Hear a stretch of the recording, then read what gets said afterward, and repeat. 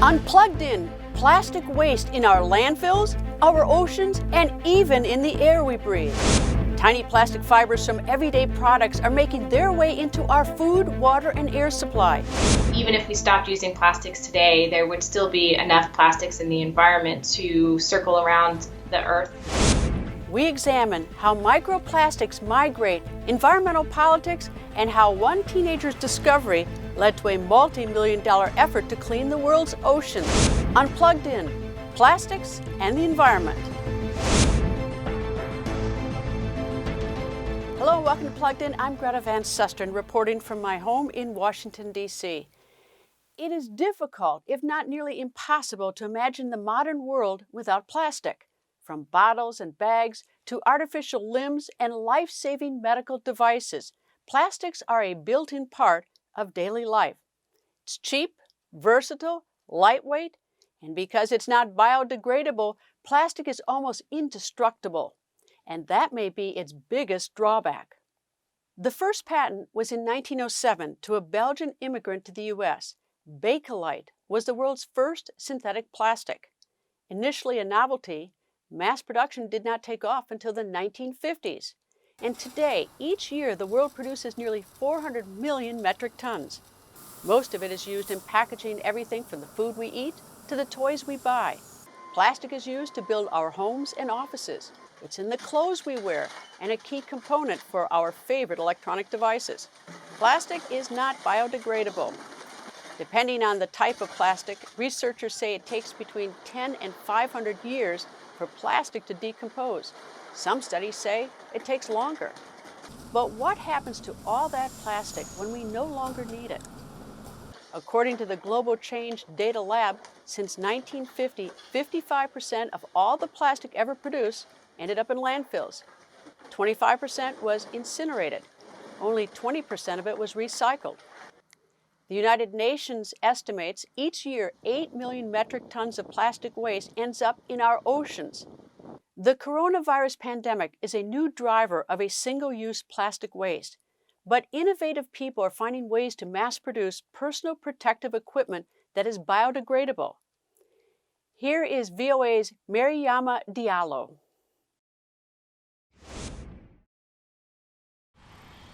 Discarded plastic gloves tossed by the roadside and filling bins are a reminder that the COVID-19 pandemic isn't over. As countries try to protect their citizens, demands for PPE has gone up exponentially. I think all of us are very aware of this massive ramp up in plastic production that really is in the name of COVID-19. And one of the major uses of that has been to create plastic PPE. Sean Sutherland is the co-founder of the group A Plastic Planet. According to them, nearly 750 million items of PPE were distributed to UK frontline staff from late February until mid-April. Single-use, ripped off, put in the bin, exist forever unless they're burnt. We need to replace those with something that's much more nature-friendly. As shown here, using materials other than plastic, Real Brands, a sustainable packaging firm, has recently started producing more than 1 million visor units a week since the beginning of June. Ian Bates, a company co-founder, explains. It's made entirely of compostable and sustainable material. So the visor, the clear part, is made of wood pulp, made from trees. It's incredible that it's clear, but that's the case.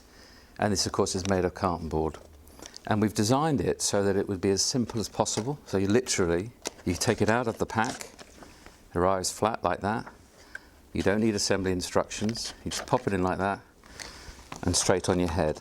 They also plan to produce gowns and gloves. Like Real Brands, other companies are also trying to do their parts by offering more sustainable PPE options, including UK-based Ocean View Mask with its VP195 reusable face mask. The company claims the 3-layer mask can be washed up to 30 times.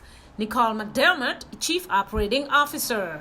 The idea that so many of these masks are disposable, you can wear them for one day and have to be put in the bin, just seems madness. For a key part of our wardrobe to be disposable, it's not sustainable. Discarded PPE items could add to an estimated 13 million tons of plastic that flows into our ocean every year, according to a 2018 United Nations report.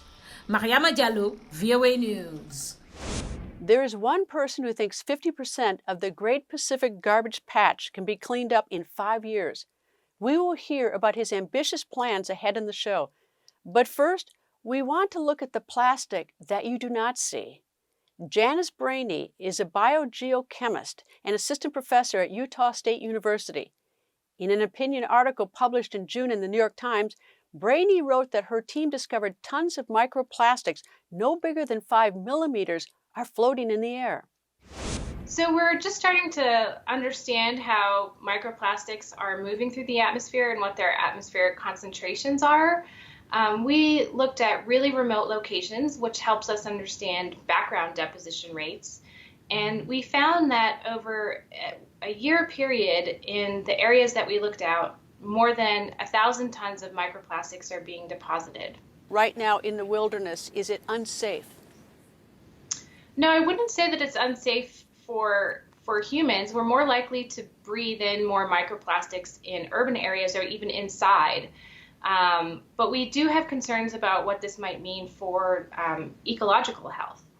Is there one product that seems to be the worst offender? I mean, we've seen way too many straws or clothes. I mean, and that may not be fair to any particular manufacturer, but is there a product that seems to be the one that keeps showing up as one of the big problems? Well, we can't really identify our microplastics to any type of product. So there's no sort of fingerprint with the microplastics. They don't. Okay. No. About 70% of the microplastics were fibers that we identified as probable clothing fibers, so polyester and nylon. Also some polypropylene and PTFE.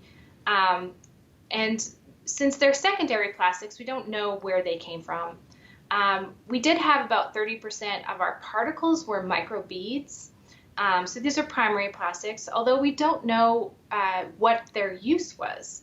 So these seem to be a lot smaller than the microbeads that were used in cosmetics. These are between 5 and 30 microns in diameter, so a little bit smaller than what's been used for personal care products. But they do seem to be potentially related to paints or coatings, which might use microplastic beads to create texture or different types of visual effects in the paint. Although we're not sure that that's the main source. What are microplastic beads in cosmetics? What are they?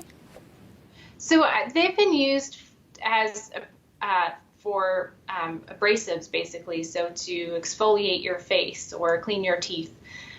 So they add a bit of roughness to the cosmetic to help exfoliate. The beads that we saw were in all colors of the rainbow, and also silver, black, gold. We saw just about every color you can imagine, and they were mostly smaller than what we were able to identify using the instrument we were using. But the ones we did identify were acrylic, and this is one of the reasons we started to think that this might be paint.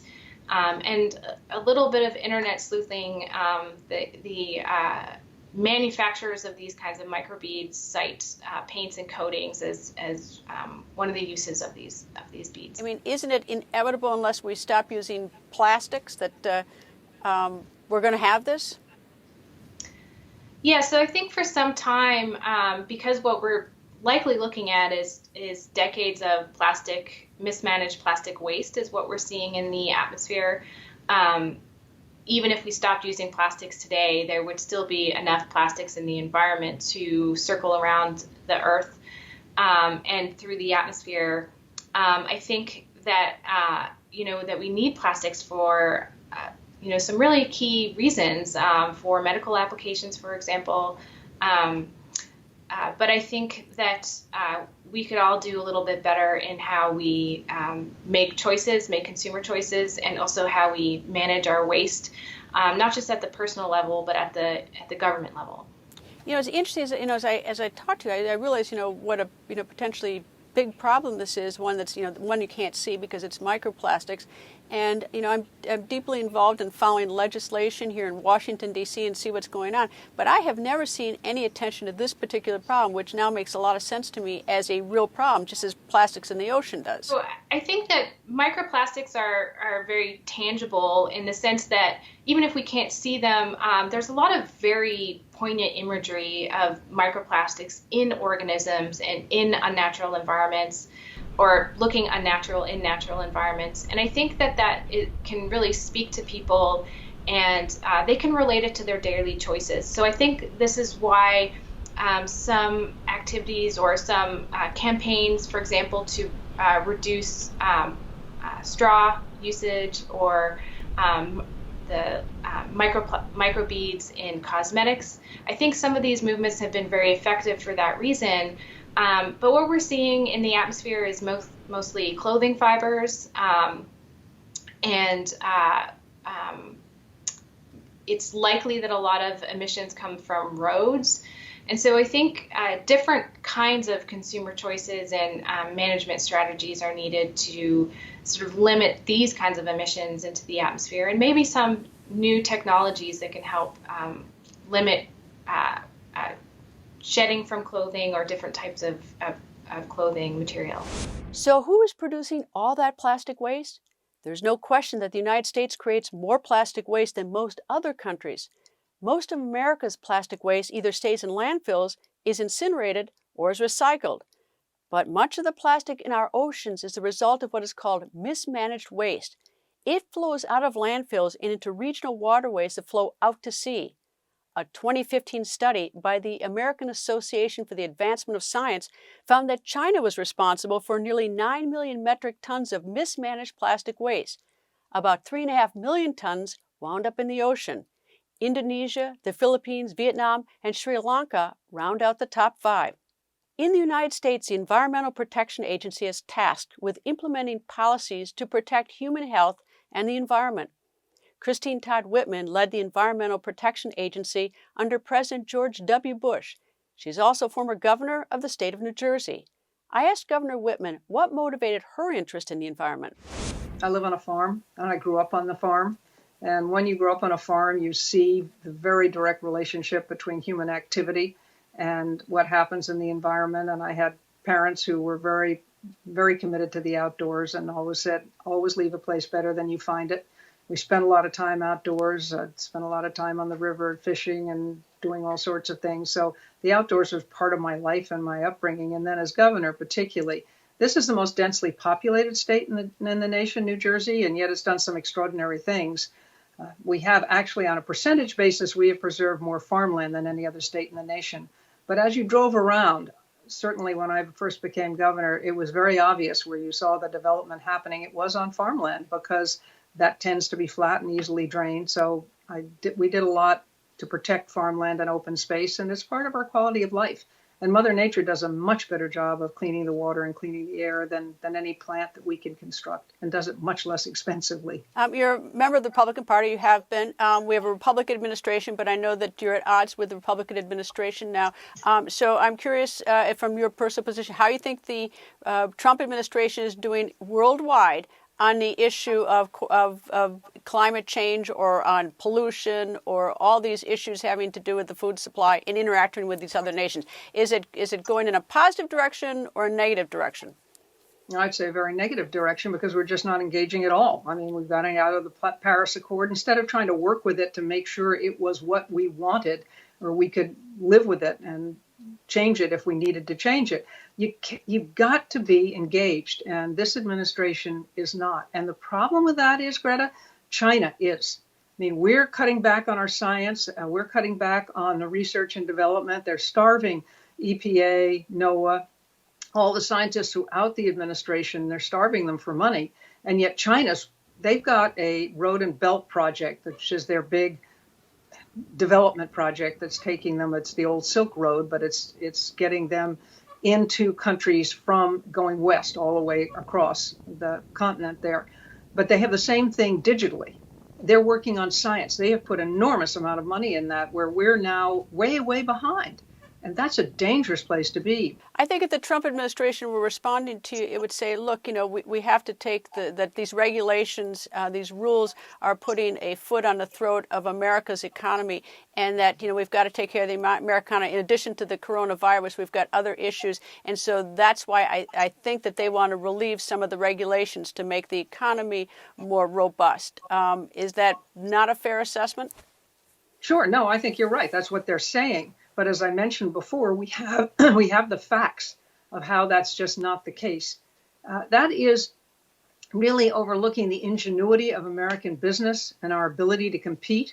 I mean, let's just take their rollback of the Safe Drinking Water Act, basically to enable the coal companies to keep going. Coal's dying not because of environmental regulations. Coal's dying because of fracking and cheaper ways of producing power. That's an economic decision being made by the utilities. And yet what this administration has done is now said that the coal companies can dump their tailings, which are highly pollutant. They're full of arsenic and lead, all sorts of things from the coal mines right at the edge of water sources. That's not going to bring back coal mining in those areas in the hollers in West Virginia and in Kentucky, but it can poison the water of the people who depend on that water because they have wells. It seems to me that what would be a huge boost to the whole world, especially nations in Africa where they have so much sunshine, is if we could figure out a way to store solar energy. I mean, the storage thing would be leaps and bounds helping us. Absolutely. I mean, these renewables are great, but they're still peak shaving, meaning they're only on when the sun is shining or the wind is blowing. And they need to be base power, always on. And there are lots of things we can do, and people are working on it. But again, the government has to say, this is an important thing we should be doing, and help letting the scientists actually start to look at this stuff for those reasons. And we're just not taking it as seriously at the federal level as we should be, and sending that message that we can be a leader economically doing this, because this is the way the world is going. Is it too late? We've talked about the air, we've talked about going all around the world with this pollutants, but is it too late? I hope not.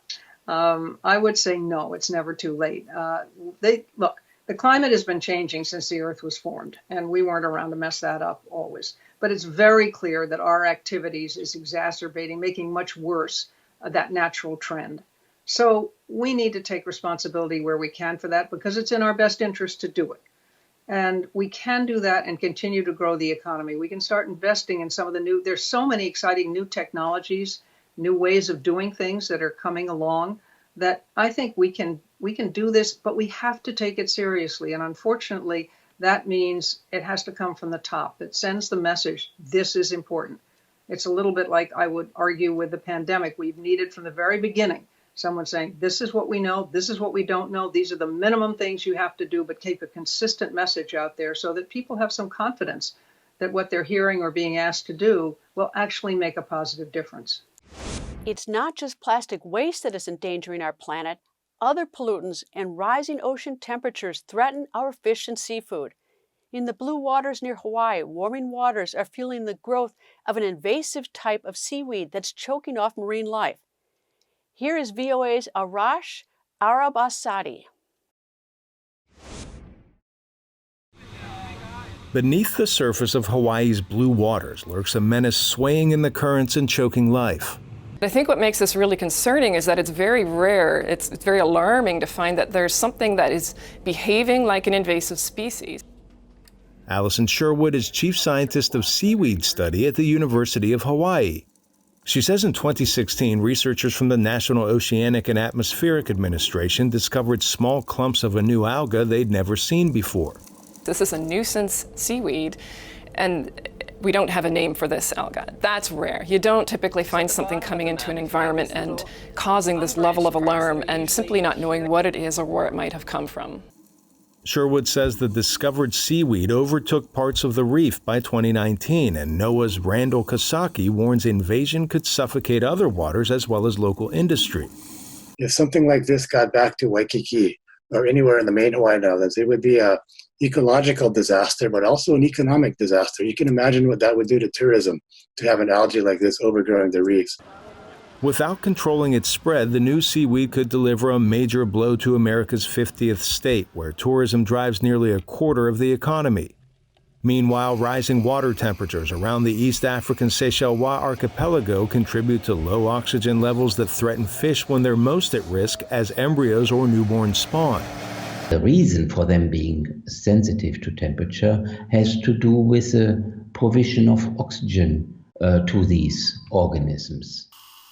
Professor Hans Otto Portner of the Helmholtz Center for Polar and Marine Research says the concern is rising temperatures forcing fish in oceans spanning the globe to find cooler waters to spawn. The species would have to move out of this area, look for different sites that may be more suitable, and would have to experience the risk of whether this site is suitable based on other reasons like food availability and so forth.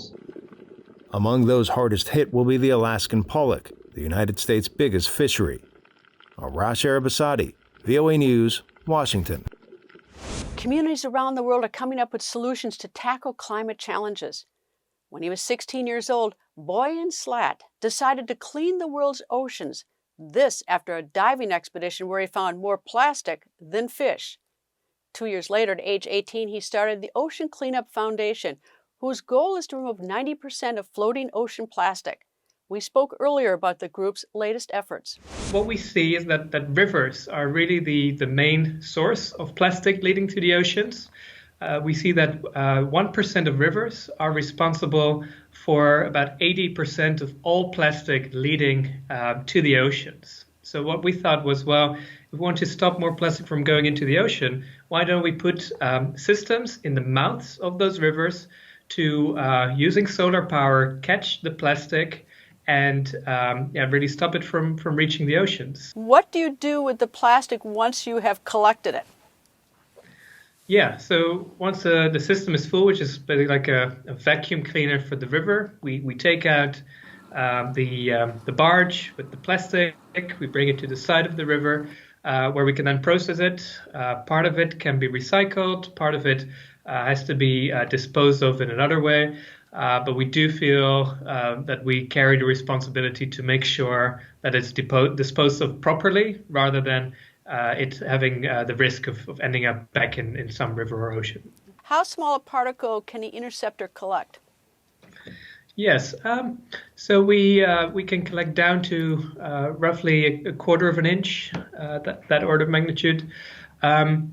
What's I think important to note though is that most of the microplastics that are currently in the oceans actually used to be larger objects before they ended up in the ocean. So when the fragmentation process of these big objects to microplastics usually happens over the course of decades, really, in the middle of the ocean. So in rivers, you don't really see that much microplastics. Of course, they are there, but the vast bulk of the mass is still large objects when it enters the oceans. And by collecting those, we prevent the future creation of microplastics from the fragmentation of those big objects. You know, this obviously I think it's a great idea to protect the oceans from the plastic getting into the ocean, but we've got also a second problem, a pre-existing problem. We already have plastic in the ocean, like the Pacific Right. garbage patch is about 3 times the size of our state of Texas. Do you have any sort of idea or solution or method to sort of collect that plastic? Well, it's glad you asked, because actually, that's really the other side of the equation of what we're trying to do. Yes, we need to stop more plastic from going into the oceans. I think the interceptors will help. I think there's a lot of other great initiatives on that side as well. But that still leaves the legacy pollution of 60 years of plastic that has already accumulated in the oceans. Of course, most famously, the largest accumulation is between Hawaii and California, Great Pacific Garbage Patch. So really over the past few years, in parallel to what we're doing on rivers, we've developed what we call an ocean cleanup system, which are systems that we actually put in these garbage patches to use the forces of the ocean to allow us to really collect that plastic that's already in the ocean. And last year we had the first success there. We had a system in the patch collecting plastic, and now we're working towards preparing to really scale this up in the coming years. Are you finding that there's a lot of enthusiasm for this? Yeah, so I think yes and no. I think on one hand, what we see is the companies and the partners, the governments that we've worked with have been really receptive, have been really great partners in intercepting plastic in the rivers where we are already active. But I think still more can be done to really show what's possible to the other governments and organizations that aren't yet involved. And that's what we hope to really achieve in the coming year. And I think that's something that you right now actually are helping with as well. Is I think the more people know about this, the better, and really demonstrating that, say, the next 10, 15 interceptors work really well and really solve the problem for that city or country. I think that's what's required to really make this scale around the world. Before we go, a few moments to remember the life of Congressman John Lewis, a civil rights champion. He died July 17th after a year-long battle with pancreatic cancer. Here's VOA's Chris Simpkins. We cannot give up now. We cannot give in. A leader of the modern-day American civil rights movement, John Lewis worked closely with the Reverend Dr. Martin Luther King Jr. and was the last surviving keynote speaker from the 1963 March on Washington.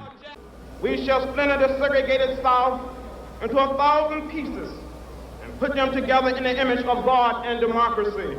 We must say, wake up, America, wake up! Lewis gained national recognition 2 years later when he, along with other voting rights demonstrators, were beaten by police in Selma, Alabama. The 1965 incident, known as Bloody Sunday, triggered a national awakening to end racial discrimination. We were beaten, we were tear gassed. I thought I was going to down this bridge. Months after the violence, Lewis stood next to President Lyndon Johnson when the landmark 1965 Voting Rights Act was signed into law. It was a crowning moment for Lewis as the legislation outlawed discriminatory voting practices that kept African Americans from gaining political power. The Act of 1965 freed and liberated so many people. In 1986, Lewis began his own political career after being elected to the U.S. House of Representatives from Georgia. Called the conscience of the Congress, Lewis fought against income inequality and for criminal justice reform and gun safety. We cannot continue to stick our heads in the sand and ignore the reality of mass gun violence in our nation. In 2011, President Barack Obama awarded Lewis the Medal of Freedom, the nation's highest civilian honor. Right before New Year's Day 2020, the veteran congressman announced he had stage 4 pancreatic cancer. While under cancer treatment, he returned to his native Alabama to commemorate the 55th anniversary of the Bloody Sunday March, refusing to let his grave condition hold him back. I'm not going to give up. No. I'm not going to give in. No. I'm going to continue to fight. We need your prayers now more than ever before. Let's do it. We can do it. Selma is a different place. Chris Simpkins, VOA News, Washington. But we can make it much better. That's all the time we have. My thanks to our guests, former Governor Christine Whitman, Professor Janice Brainey, and Ocean Cleanup's Boyan Slat. For the latest updates on these stories and more, please visit our website at voanews.com. And don't forget to follow me on Twitter @Greta. Thank you for being plugged in. We hope to see you again next week.